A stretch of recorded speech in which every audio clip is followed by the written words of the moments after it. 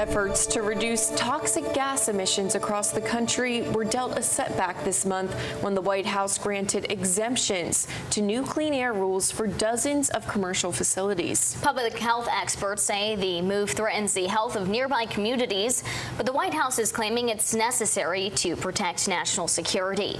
Spotlight on America national investigative correspondent Angie Moreski has more.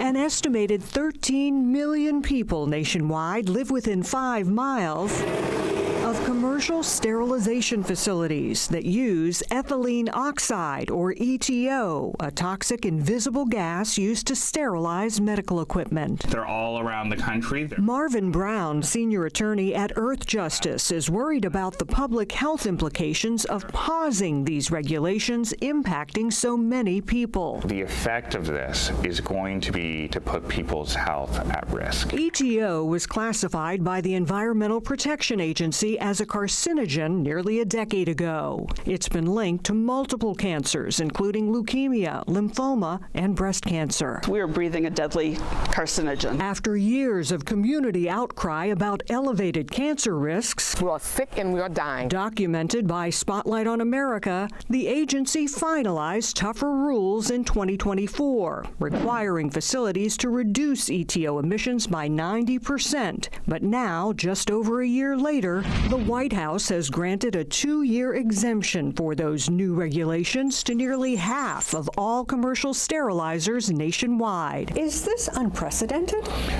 Incredibly unprecedented. The administration has used this authority for the very first time in the history of the Clean Air Act. The proclamation says exemptions were granted because the technology to implement the ETO rule is not available, that the current compliance timeline will likely force existing sterilization facilities to close down, seriously disrupting the supply of medical equipment, and it says, as a result, undermine our national security. Of these facilities, 7 appear to already meet the emission standards. But Brown says the White House reasons defy logic because several facilities have already installed the very equipment needed to reduce emissions. So they're already doing it. They're already doing it. EPA knows it can be done.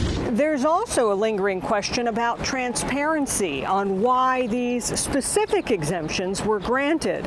Spotlight on America submitted public records requests to both the White House and EPA to get more information on the criteria, but we have yet to get answers. Does the public have a right to know that information? 100%. Of the 40 facilities granted exemptions, 16 were on the EPA's high-risk list for ETO put out in 2022, which Brown says creates even more concern. Rolling back health protections is not making anyone healthy. The administration is playing a dangerous game of chicken. The American Chemistry Council, which represents several impacted companies, praised the exemptions, calling the tougher rules an overreaching regulatory measure, which they say didn't take into account meaningful progress to reduce ETO emissions over the past several years. But when we asked them for an interview to discuss that progress, they declined. For Spotlight on America, I'm Angie Moreski.